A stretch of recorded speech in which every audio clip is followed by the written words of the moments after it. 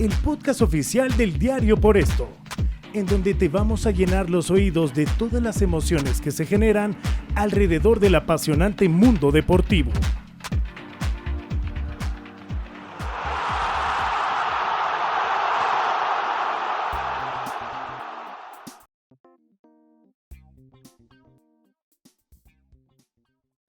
Bienvenidos a la sobremesa deportiva del Diario Por Esto. Es un gusto estar con ustedes en este podcast, que en esta ocasión estaremos abordando el tema de la Fórmula 1, pero sobre todo del piloto de moda para México y uno de los que están mundialmente pues también muy bien, Sergio El Checo Pérez. Estamos con ustedes, su servilleta, y Daniel Montes de Oca, Aline Arnott. ¿Cómo están? Y nos da mucho gusto estar aquí con ustedes y vamos a tener una entrevista muy especial con quien mejor pudiera hablarnos del tema. Dani. Hola, Aline, ¿cómo estás? Bien. Sí, con mucho gusto, ¿no? Para platicar de Checo Pérez, que a final de cuentas es un mexicano que a todos nos emociona cada que corre, seamos o no conocedores o expertos de la Fórmula 1. Exactamente, todos nos hemos vuelto expertos en Fórmula 1. Entonces es un tema que no pasa desapercibido y acá vamos a estar sobre todo para que nos ilumine el invitado que comentaste que vamos a tener hoy. Oye, y pues sí, ya decíamos, hoy te desvelas o madrugas para ver la Fórmula 1, ¿no? Y eso se había perdido. Es como, ¿tú has visto un poco la serie de Netflix o no? Porque ha sido como el boom, sí. El cambio de manejo también de la Fórmula 1 a americanos que saben hacer negocio en el deporte de una forma extraordinaria, pero pues nosotros también, yo no es... A mí siempre, antes yo sí me despertaba a ver a las carreras de Michael Schumacher y cuando Alonso lo empezaba a alcanzar y en esa época. Pero la verdad es que después, como muchos, ya no seguí, ya no despertaba, ya perdí un poco el interés. Y ahora lo que han hecho con la serie es maravilloso, ¿no? Lo han capitalizado al 100. Sí, y en caso específico de México, la realidad es que, como dices, madrugas y te despiertas y te pones a ver un deporte, ¿no? Una disciplina que a lo mejor no es tu favorita, pero la ves porque está un mexicano ahí, un mexicano sumamente exitoso que está en su segundo año, Aline, con la escudería Red Bull Racing. Tuvo un primer año bastante destacado, ¿no? Jugando ahí un papel de compañero del hoy campeón del mundo, Max Verstappen. Y Checo jugó un rol fundamental para que Verstappen pudiera coronarse en una temporada increíble que fue la pasada. Checo tuvo 5 podios, un primer lugar en Azerbaiyán, y la locura fue el Gran Premio de México, en donde por primera vez en la historia un mexicano, Checo Pérez, se subió al podio como tercero y volteó literalmente de cabeza al país, ¿no? Entonces, pues de eso y más vamos a estar platicando en este ratito por acá.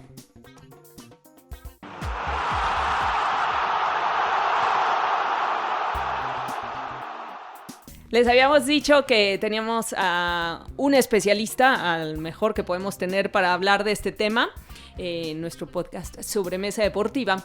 Se trata de Luis Manuel López, el Chacho, que todo México lo conocemos y lo admiramos y lo seguimos y siempre recurrimos a ver lo que escribe y lo que opina y lo que dice para entender acerca de la Fórmula 1 y de todo lo que pasa ahora. Chacho, ¿cómo estás? Gracias por estar en la Sobremesa Deportiva.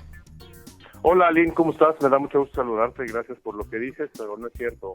Somos tus fans, la verdad. No, pero nomás. Bueno, además, tantos años de conocerte y siempre has sido, la verdad, uno de los mejores periodistas deportivos de este país. Y bueno, en Fórmula 1 creo que no se te acerca a nadie, ni los argentinos. No, muchas gracias, Aline. Ya sabes que igual yo pienso lo mismo y más todavía. Te estás metiendo en problemas, Chacho, con tus compañeros de transmisión aquí. No, pues sí, ya sé, pero no, se aguanta. No. Saludos, Daniel, también, ¿cómo estás? Saludos, Chacho, muchas gracias por estos minutos. Toda la razón lo que dice Aline. Abrazo para los dos y me da mucho gusto estar con ustedes. Oye, Chacho, bueno, pues hemos estado hablando un poco de Fórmula 1, del Checo Pérez. ¿Quién mejor que tú, que además eres alguien cercano a él, que nos hables de lo que está pasando con él, tanto en la actualidad, ¿no? ¿Cuántos años le quedan en Red Bull? Es su segundo año. Pues hace poco veíamos una entrevista que hiciste, eres alguien cercano, decíamos. Platícanos más del Checo Pérez, de su momento actual que está viviendo y lo que todos nos preguntamos, ¿en qué momento, aunque él dice que pues él quiere ser el número 1, pero pues en Red Bull con Max es difícil, ¿no? Exactamente, es muy difícil, sobre todo pues obvio por Max, que es un piloto de esos que hacen que todo el equipo trabaje en torno a él, y Checo todavía no está en ese papel y me parece tampoco que en el nivel, ¿no? Porque hay dos cosas, los equipos van escogiendo, las escuderías van escogiendo, ¿no? Con un piloto que saben que pueden llegar muy lejos o que puede durar muchos años, y en el caso de Red Bull pues ese es Max, ¿no? Es clarísimo. Pero yo sí creo que Checo, Aline, está, como tú dices, dentro de esta actualidad que vemos hoy, en una mejor posición que cualquier otro piloto que haya llegado a Red Bull. ¿Por qué? Pues porque, mira, Red Bull se ha caracterizado prácticamente desde la época de Vettel y Webber, es decir, 2011, 2013, en un equipo que va consumiendo pilotos, e incluso desde antes, ¿no? Sacaron muy mal a pilotos muy importantes en otras series como Bourdais, salió muy mal de ahí, por ejemplo, Alguersuari, también salió mal Bernier, salieron mal un montón de pilotos de Red Bull, porque hay dos cosas, o no das el ancho, tácitamente, pero también Red Bull, así como los vemos que son súper divertidos y que son muy relajados y que es un equipo muy jajaja, muy no sé qué, pero es un equipo que tiene una política interna muy dura, eso no es lo que no se ve. Es un equipo que tiene tres poderes que pesan casi igual. Uno, pues obviamente es el poder administrativo de la escudería, donde está Christian Horner.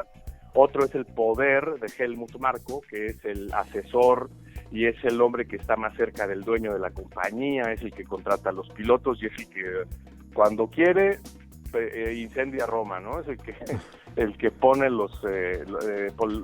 pone los platos rotos en la escena. Y después está el área técnica, que también es muy importante, donde está Adrian Newey. Red Bull normalmente ha sido ese tipo de equipo, ¿no? Que es muy difícil entrar, es muy difícil meterse y tienes que tener por lo menos dos palancas ahí que te sujeten bien o dos pinzas que te sujeten bien, y Checo las tiene ahorita. Una de ellas pues es todo lo económico administrativo, porque pues Checo mete un buen negocio. Checo además se ha convertido en uno de los pocos pilotos de Red Bull que tiene un gran manejo de redes sociales. Las redes sociales aquí en México lo apoyan mucho y eso lo notaron desde el principio, y lo más importante es que técnicamente cayó muy bien. Todo el equipo de diseño y el equipo de tecnología de Red Bull hablan muy bien de Checo. Yo tengo conocidos ahí que de pronto de otras cosas, y me han comentado que platican mucho con él, que tiene mucho feedback cuando le preguntan cosas técnicas, que algo que no había hecho mucho Checo con otros equipos era meterse a desarrollar los coches, y ahora sí lo está haciendo. Entonces creo que en ese sentido tiene mucha ventaja. Ahora, otra pregunta, ¿cuánto va a durar en Red Bull? Creo que depende de este año, depende de los resultados que saque este año, porque ya le están metiendo presión, como es natural, es un equipo grande, es un equipo importante, y el otro día habló Helmut Marko de que quieren conservar también a Gasly, que tienen que observar cómo va el rendimiento de cada uno.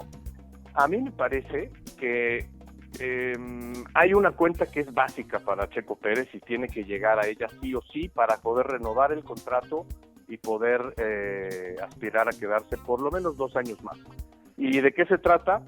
Que en la mitad de la temporada, antes de la pausa de verano, Checo marque los puntos suficientes como para proyectar o pensar que al final de la temporada va a tener alrededor de 290 o 320 puntos en el final de la temporada. Ese es más o menos el escenario que debe ver Red Bull como para poder decir tuvo una buena temporada, independientemente de, ya saben, ¿no? Que si obedece una orden de equipo, si gana un gran premio o 2 o 3, o tiene, por ejemplo, un caso comparativo muy importante es el de Valtteri Bottas, porque Valtteri Bottas en la temporada pasada tuvo 11 podiums y no lo renovaron en Mercedes. El equipo esperaba todavía más de Valtteri y no lo renuevan. Entonces con Checo es también muy parecido.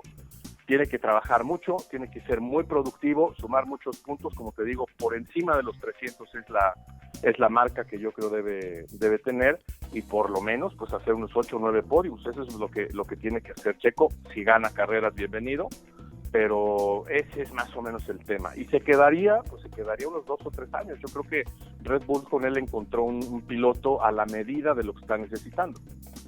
En ese sentido, Chacho, de acuerdo con lo que nos estás diciendo, entiendo que esta segunda temporada, este segundo año de Checo en Red Bull, entonces tenía que ser realmente infinitamente superior a su primer año, ¿no? En donde fue cuarto en el campeonato de pilotos, en donde, si no me equivoco, sumó 190 puntos.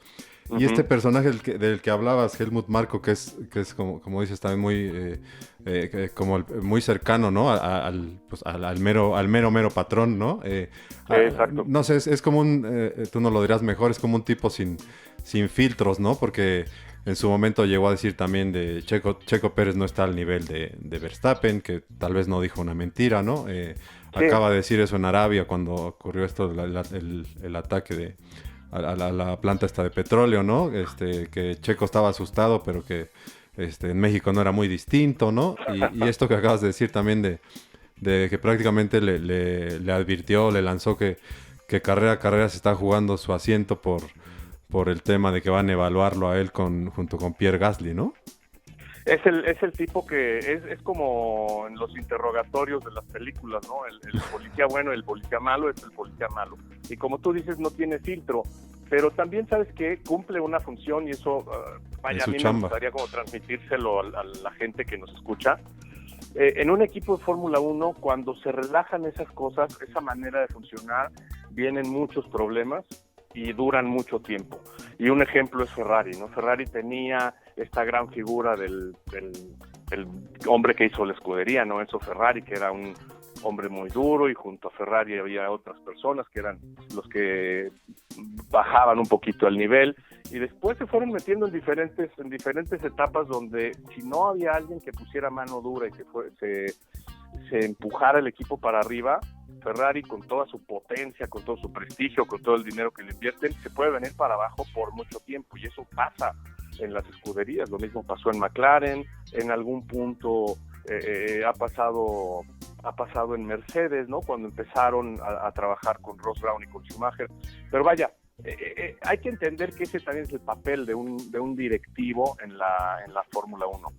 Para poner un poquito en contexto a quienes no están tan familiarizados con este tipo de papel que juegan ciertos asesores, por ejemplo, en Mercedes, Niki Lauda, que hoy lo vemos como Niki Lauda, el señor que pues salía con su gorrita y también muy amable de pronto y súper simpático. Niki Lauda era un hueso durísimo de roer, y también era un tipo sin filtro. Él ha sido el único que le dijo en su cara a Enzo Ferrari: este coche es una porquería, y cosas de ese tipo, ¿no? Entonces siempre tiene que haber alguien que le dé ese tipo de toquecitos a los equipos de Fórmula 1, de polémica, de frases duras, de presión para los pilotos, para que el piloto siempre esté dando un poquito más, teniendo un poco más de nivel. Y obvio, Daniel, pues mira, lo que hoy vemos en las redes sociales es que todas esas cosas se magnifican. Claro. Esa declaración que hace de lo de la refinería, cuando el atentado con un dron, que vaya, pues a todo el mundo podría asustar, ¿no? Pues tal vez lo dice así de pasadita y no ocurre nada, ¿no? Es algo que de pronto en redes sociales se magnifica, pero de esas cosas se comenta mucho en Fórmula 1. El problema está en que a mí me parece, de pronto hay un riesgo con Checo y con Verstappen, que Verstappen también es igualito que Helmut Marko, tampoco tiene filtros, es un tipo muy duro, suele ser un poquito flojo de la boca, y de pronto ese tipo de cosas, si los ponen a compararse uno con otro, pueden llegar a tener roces, tener fricciones, y eso no estaría bien, ni para Verstappen ni para Checo. Sí, no le convendría a Red Bull que empezara a pasar esto que ha pasado en otras ocasiones con otros pilotos. Claro. ¿Cómo ves tú? Digo, ya vemos lo que espera Red Bull de él este año, pero tú como especialista y como lo conoces y como lo ves en en los grandes premios. ¿Cómo ves a Checo este año? Pues, ¿estaríamos viendo su mejor año como piloto o todavía podríamos ver mejores cosas de él?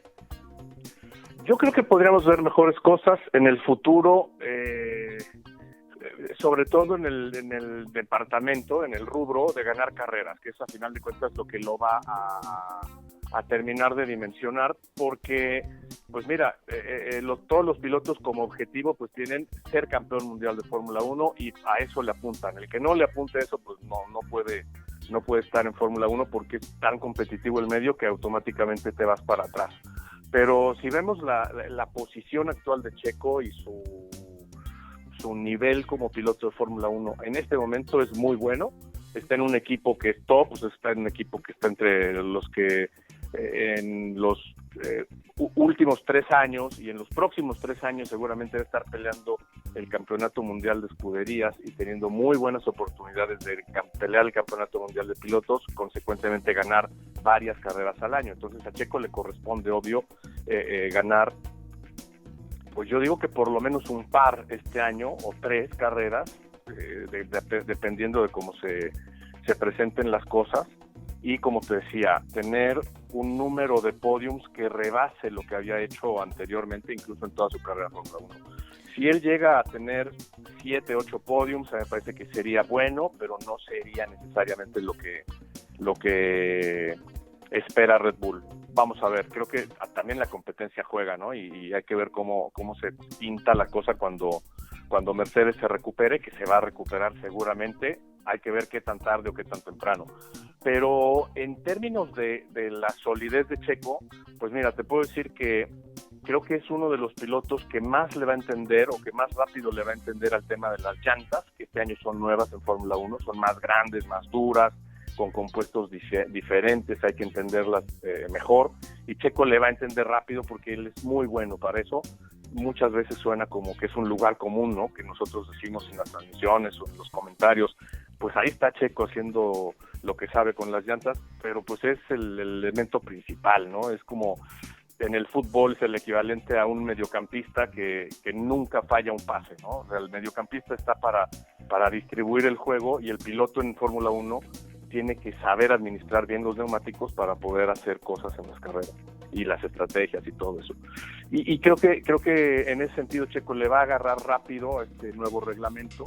El coche, como él mismo lo ha dicho, es un coche más natural para manejar, porque normalmente los Red Bull son difíciles de manejar para cualquier tipo de piloto, porque eran coches muy inclinados hacia adelante y había que saber frenar en los últimos momentos o antes de que los coches transfieran el peso y transfieran toda la fuerza hacia atrás, en fin, una serie de consideraciones, pero este año yo creo que sí, Checo tiene por lo menos 2 o 3 herramientas en la bolsa que no tenía el año pasado. Por eso yo sí creo que este año naturalmente tiene que sumar más puntos, estar más presente en el podium y, ¿por qué no?, ganar un par de carreras. Tiene más cosas y a la par la exigencia es mayor. Oye, Chacho, te escuchaba después del Gran Premio de Arabia Saudita, que decías que la buena noticia para Red Bull, luego de lo que le pasó a Checo, que tras ganar la pole position y lo que ocurrió del safety y demás, que no pudo conservarla y cayó al 4º lugar, que la buena noticia es que Red Bull había comprobado que tiene autos, ¿no? Para competir luego de la primera carrera en la que los 2 autos de última quedaron fuera, tuvieron que abandonar, porque además se sumó, no sé si tú nos lo dirás mejor, no sé si estaba considerado que Ferrari iba a tener el protagonismo que tuvo de arranque en la temporada. Pues no estaba esperado, digamos, que apareciera Ferrari, pero no estaba pensado que fuera tan potente, tan dominante, porque sí han tenido por lo menos un par de carreras más la pretemporada que son muy sólidas de Ferrari, y eso cambia toda la ecuación, porque automáticamente, como te digo, cuando se recupere Mercedes, habrá que ver cuándo, ojalá sea pronto, se va a poner muy difícil poder ganar puntos grandes, ¿no? Vas a tener que se reparten el primero, segundo y tercer lugar en cada gran premio, entonces habrá pilotos que van a estar peleando por cuartos, por quintos, por sextos lugares, y eso ya cambia un poquito más la ecuación, pero pues ahorita tienen que aprovechar Red Bull, como tú dices, con esa comprobación de que al principio, pues mira, dominaron ligeramente en un par de cosas, ¿no? Que era la velocidad final del coche, que es la velocidad a la que sube, digamos, a la que llega cuando está libre. Y Ferrari se fue al revés. Ferrari es un coche que está muy bien balanceado y que en las curvas es muy rápido, aunque no sea tan rápido en las rectas o en la velocidad final como Red Bull, es un coche muy bien balanceado. Yo creo que lo que va a pasar a lo largo de la temporada, y esto es también algo que toda la gente que se está acercando ahora a la Fórmula 1 tiene que ir como analizando a lo largo de la temporada. Las temporadas van cambiando mucho, porque un coche hoy puede ser muy bueno al final, o un coche que era muy bueno aquí al principio de la temporada, de pronto no se actualiza y se cae, ¿no? Ya no es tan bueno al final. Y lo que hacen mejor estos equipos grandes es mantener sus coches actualizados, muy, muy rápidos, y no solo eso, mejorados para llegar a la parte final. Y yo creo que Red Bull, como tú lo dices, y lo comenté yo en la transmisión, en el programa, ya Red Bull comprobó que el coche es muy rápido, pero también se puede mejorar. ¿Por qué? Porque hubo un cambio. Normalmente el Red Bull funciona mucho mejor para Verstappen, y así pasó en Bahrein en la primera carrera.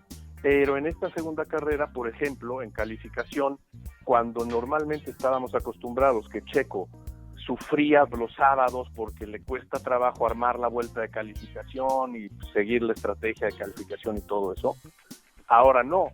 Ahora en Arabia Saudita, que es una pista muy rápida, que necesita obviamente también tener esa porción de balance para poder estar bien frenando y curveando. Y no solo eso, fue una pista muy peligrosa, es una pista donde no hay margen de error. Y además, toda la situación que vimos Aline y Daniel. Un gran premio donde el viernes hay un atentado, el sábado hay un choque durísimo y el domingo estás con los nervios de punta. Entonces era una carrera muy tensa, y me parece que ahí sale la mejor cualidad de Checo, que tiene ya mucho aplomo para resolver las cosas. En la vuelta de calificación se tiró a matar, hizo una vuelta muy buena, pero corriendo muchos riesgos. Estuvo a punto de dejar el coche embarrado ahí en un muro, en una barda, pero no, a final de cuentas lo sacó adelante. Entonces, ¿de qué nos habla eso? De que el coche funcionó en esta ocasión mejor para Checo, y Checo lo pudo aprovechar. Entonces eso habla de confianza, tiene mucha confianza en el coche, y eso para manejar en Fórmula 1 es muy bueno. Yo creo que ese es el salto, digamos, de calidad que todos los pilotos quieren dar. Si no tienes confianza, aunque tengas un coche muy, muy bueno, el tema está en que dar ese salto es muy difícil. Es como ganar las últimas décimas o milésimas de segundo, ¿no? En una competencia por tiempo. Oye, Chacho, hablamos nosotros aquí hace unos momentos. Está de moda la Fórmula 1, ¿no? ¿A qué le atribuyes tú? Digo, lo que hicieron, ¿no? El cambio de manejos que los americanos ahora la manejan, la serie de Netflix que pues es una locura para gente que ni le gustaba o no le entendía, funcionó muchísimo, porque ahora todo mundo es fan, se subió al barco y le gusta, y lograron que medio le entendamos, ¿no? Ya todos nos subimos, ya estamos todos arriba. No, bueno, tú te subiste hace 40 años, Chacho. No tanto, espérate. Ibas naciendo, eso también hay que decir. No, pero sí es una euforia ahora, ¿no? Como mujeres, yo he estado en comidas que hay señoras que vieron la serie y pueden opinar, ¿no? Que antes, sí, ¿no? Y eso que dices, el tema de capturar público que no estaba en Fórmula 1 ha sido lo más importante. Eso antes no pasaba, porque nosotros, con los que tenemos ya muchos años en esto, prácticamente poníamos una barrera, a lo mejor sin darnos cuenta, pero muy la comunicación, ¿no? Claro, que hay de Fórmula 1 en los medios y con gente como yo, tal vez, en muchos momentos, es a lo mejor o muy técnica o muy aburrida, o no estamos diciéndole a la gente cosas que la enganchen. Te pongo un ejemplo, ¿no? Es muy difícil o era muy difícil hace 10 años que dijeras, oye, a mí el coche que me gusta más es el rojo, o el que me gusta más es el verde, porque automáticamente la fanaticada experta de la Fórmula 1 decía, a ver, maestro, pues tú eres el especialista y cómo que te gusta el verde, o sea, tú tienes que analizar si es el coche que trae mejor puesta a punto, o el mejor motor, o el que trabaja mejor las llantas, y así, ¿no? A mí me cae muy bien Daniel Ricciardo, y la gente decía, bueno, si tú comentabas algo de eso, la gente que sabía mucho decía, pues ahí, ¿qué importa que te caiga muy bien si lo importante es que gane carrera? Y lo que estamos viendo con todo este tema de la serie de Netflix y otras cosas más, es que la gente se está acercando para que le guste la Fórmula 1, o sea, para que le guste estar ahí viendo la carrera o viendo los productos subsecuentes a la carrera, porque ya si tú, por ejemplo, tienes acceso a la aplicación de Fórmula 1, pues puedes ver highlights, resúmenes, entrevistas, programas. Lo hacen impecable, ¿no? Los americanos en eso son una maravilla, ¿no? Claro. La mercadotecnia que saben manejar y el... ¿no? Como que lo han sabido explotar a la perfección, que era lo que le faltaba en rating. ¿Lo han notado ustedes que más gente se ha acercado a verlo? Sí, brutalmente. Incluso, mira, el tema de la pandemia fue como lo que se esperaba, digamos, que por la pandemia, obviamente la gente más tiempo en casa, viendo más televisión o viendo más dispositivos, hiciera crecer los ratings, pero después, ya cuando comenzó a desdibujarse un poco lo de la permanencia en casa de la audiencia, en el 2021 fue todavía mayor, porque la temporada fue muy buena, y algo que animó mucho también es el duelo entre pilotos. Yo creo que tenemos un duelo entre dos pilotazos así de un nivel extraordinario. O sea, realmente es muy difícil que en un horizonte cercano tengamos otros dos pilotos como Hamilton y como Verstappen enfrentándose casi en igualdad de circunstancias, o en igualdad de circunstancias muchas veces. Y eso lo vimos el año pasado y la gente se volvió loca. O sea, la gente vio de verdad que había, aunque de pronto ganaba más Max y Hamilton venía de atrás, o sea, con las particularidades de cada carrera o lo que quieran, pero ver la personalidad diferente de dos pilotos enfrentarse así como hace mucho no se enfrentaban, pues eso fue también fantástico. Y creo que el año pasado fue la mejor temporada prácticamente de la historia de la Fórmula 1 por cómo se definió y por toda la polémica y todo eso, pero también fue porque tuvimos a dos pilotos tremendos, ¿no? Uno veterano, uno joven, con un equipo de estas características, otro de las otras. Entonces como que se enfrentaron muchas cosas y eso lo percibió muy bien la gente, aunque no fueran expertos de mucho tiempo, ¿no? No, te emocionaba, o sea, fue hasta la última Sí. carrera, prácticamente hasta la última vuelta como tal, ¿no? Oye, Y mire, Chacho, yo nada más te quería preguntar, sí, dime, a Daniel. ver si coincides, y aquí Aline también si coinciden, lo que se hablaba un poco esto del crecimiento de aficionados y demás. Estrictamente hablando de México, yo también evidentemente lo atribuiría a Checo como tal, ¿no? Porque yo pondría ya a Checo en un plano a la altura de Julio César Chávez, de Hugo Sánchez, de Fernando Valenzuela, ¿no? O sea, un deportista mexicano que ha provocado, de Ana Guevara en su momento, ¿no? O sea, que de pronto provoca que aunque tú no tengas la menor idea tal vez de la disciplina, que practicas, o sea, en este caso, por ejemplo, como dices, Fórmula 1 hace algunos años, pues, para especialistas nada más, ¿no? Para gente muy clavada estrictamente. Pero Checo, lo decías tú al principio también, el tema de las redes sociales y demás. Hay una cosa curiosa que sucede en el fútbol, o sea, un equipo de español ficha a un mexicano y se desbordan las redes por ese equipo español que puede ser chico o que no puede tener mucha trascendencia, y siempre están pidiendo que metan al mexicano a jugar y se están quejando y todo viene de México. Entonces yo sí equipararía el fenómeno Checo también a este crecimiento, y lo pondría en ese plano de deportistas que han trascendido más allá de la disciplina que practican. Yo quisiera primero darle la opinión a Aline, que opine Aline, y si quiere luego voy yo. Ay. No, te estamos hablando a ti para que tú nos digas. No, pero mira, vaya, lo que dice Daniel, Aline, y lo hemos visto en diferentes ciclos, incluso olímpicos, ¿no? De pronto estábamos acostumbrados a que los clavadistas o los de la caminata eran los que sacaban como que las papas del horno en el conflicto que siempre representa lo de las medallas en Juegos Olímpicos y bla, bla, bla, y pum, de pronto salió Ana Guevara y decías, bueno, pues lo de la velocidad no era lo nuestro. Claro.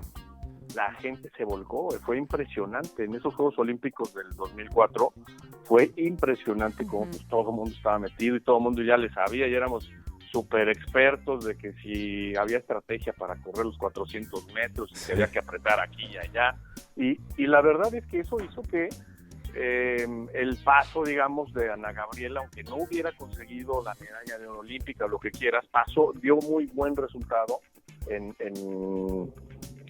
en términos de la influencia en el deporte, y más siendo mujer, y lo mismo pasó con Soraya, ¿no? Antes, y una serie de cosas, una serie de como que notas y personajes muy importantes del deporte en ese tipo de disciplinas que no son tan vistas. Y Fórmula 1 es más o menos lo mismo, porque como dices, Daniel, era para los expertos. Hace 15 años era para el que se levantaba a las 6 de la mañana. Y también por para locura. Exacto. Y hoy, un deporte elitista. Exactamente, y siempre en la comunicación, en los medios de comunicación, estaba lo mismo. Es decir, incluso yo me llegaba a pelear ahí en la mesa de los protagonistas, ¿no? De que era el deporte elitista y bla, bla, bla. Pues sí, pero cuando llega un mexicano y le cambia la cara, pues obviamente el progreso es muy rápido y muy fuerte. Y lo que creo yo que acabó de cimentar todo esto es que la carrera de México, el Gran Premio de México, se posicionó muy rápido, lo supieron hacer muy bien y lo posicionaron muy rápido como el evento del año para los que nos gusta y hasta para los que no les gusta, ¿no? Mucha gente se queja y me dicen de pronto, es que el Gran Premio ya se volvió en un lugar al cual debes ir para que te vean y no para que tú veas a Fórmula 1. Pues sí, pero si te vas, por ejemplo, a otros deportes, muchas veces ocurre lo mismo, y lo ven, por ejemplo, la gente aficionada a los toros y todo esto, que las plazas de toros y las ferias y todo esto, pues son eventos sociales o deportivos que se convierten en eventos sociales. Y eso le da, en el caso de la Fórmula 1 y en México particularmente, mucho respaldo a este fenómeno que se ha convertido Checo Pérez. Y sabes que además también creo que la historia de Checo es mucho la historia del deportista mexicano que se construyó a sí mismo. Uh-huh. Porque Checo, pues, la historia de él es muy, muy característica, como breve resumen, lo que yo sé se los cuento rápido. Pues Checo desde los 11 años se fue a vivir, lo mandó el papá a vivir solo en Europa con su hermano. Checo se fue a Alemania, el hermano a Inglaterra, y ahí vivía cada quien por su lado, hacían su carrera de coches, tuvo que trabajar para poderse acomodar por allá y empezó a caminar en el mundo europeo. Entonces Checo es un piloto que se hizo en Europa. Realmente aquí nunca corrió. Realmente, por ejemplo, el otro día de lo de Marco, realmente Checo nunca vivió aquí en la Ciudad de México. De niño de Guadalajara se fue a vivir a Estados Unidos y luego a Europa. Entonces, es una de esas historias en donde el éxito va llegando después de esos sacrificios, ¿no? De esfuerzo y sacrificio, la gente lo paga que, muy bien, la claro. gente lo agradece mucho. Sí, claro, como que la gente que busca identificarse en algo, aunque quizás lo ve como un deporte elitista, pero entonces ve que luchó, que le costó trabajo, que no era nadie y que se fue construyendo. Entonces este tipo de historias, ¿no? Pues te inspiran, ¿no? Y te enamoran, y todos somos Checo, ¿no? Y fíjate que también hay de lo otro, porque mucha gente, y particularmente colegas europeos, piensan que es lo contrario, ¿no? Que Checo era un niño rico, que era amigo de Carlos Slim y que por eso le invierten millones y millones de pesos. Y no, o sea, la familia de Checo Pérez es una familia como cualquier otra de nosotros, una familia que pues han tenido que trabajar, tuvieron la suerte de que se enrolaron con el medio automovilístico y ahí pues salió la relación con la gente de Carlos Slim y todo esto, y le va bien, y qué bueno, ¿no? Pero la historia en sí es una historia de una familia normal, una familia tradicional. De hecho, el otro día estábamos platicando, Chapulín Díaz y yo, que ¿saben por qué Checo es tan bueno cuidando las llantas? ¿Por qué? Porque le dijeron que él las tiene que pagar aquí por Fórmula 1. Y pues sí, realmente en ese sentido eso es lo que te ayuda, ¿no? Que sabes entiendes el sacrificio que hicieron los que te apoyaron, claro. Y pues te vuelves un poco más responsable, ¿no? ¿Quién lo asesora, Ya. ¿Quién lo asesora? Ajá. ¿A quién le hace caso? A su hermana. Pues mira, no, él tiene un manager que es un manager ya muy viejo, reconocido en la Fórmula 1, porque en las épocas doradas de los pilotos en los años 80, los tradicionales Senna y Prost y todo esto, él era el manager de Ayrton Senna. Primero fue manager de Alan Prost, uh-huh, y después fue manager de Ayrton Senna, y después estuvo con otros pilotos, ¿no?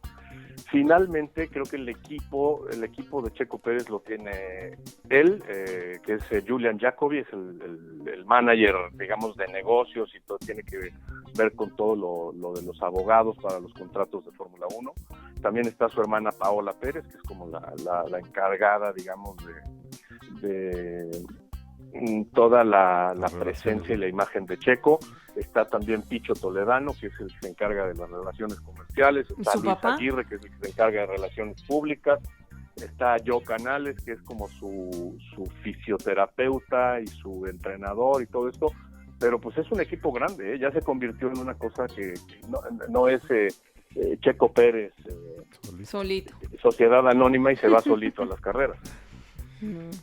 Oye, pues ha sido, la verdad, muy interesante platicar contigo. Nos podríamos seguir horas y horas, pero quedaría un podcast de 24 horas, como las de... Cuando quieran. Pero la verdad es que gracias, porque salieron cosas muy interesantes que no sabíamos, y qué mejor que conocerlas y aprenderlas de ti. Ojalá muy pronto volvamos a hablar contigo en un par de meses aquí en la Sobremesa Deportiva. Sí, claro que sí, Aline, con mucho gusto, me da muchísimo gusto acompañarlos, a hacer sobremesa aquí con ustedes, con mi querido Daniel, que trabajamos juntos en Record, pero ya tenía un rato que no nos veíamos. Hace algunos años, no sí. Muy buenos años, muchacho. Muchísimas gracias. No, pues cuando gusten, y un placer como siempre. Gracias, un abrazo. Un abrazo, chacho. Abrazo a todos. Bueno, pues hasta aquí la edición de este podcast de la Sobremesa Deportiva del Diario Por Esto.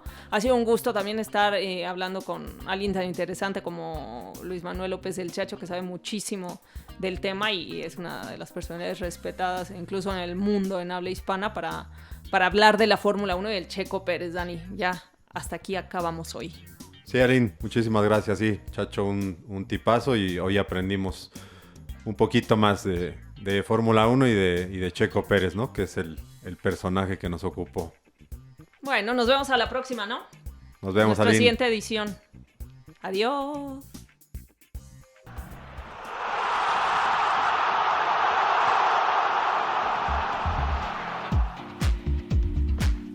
La Sobremesa Deportiva del día llegó a su final. Gracias por escucharnos en el podcast oficial del Diario Por Esto. Nos encontramos en la próxima Sobremesa.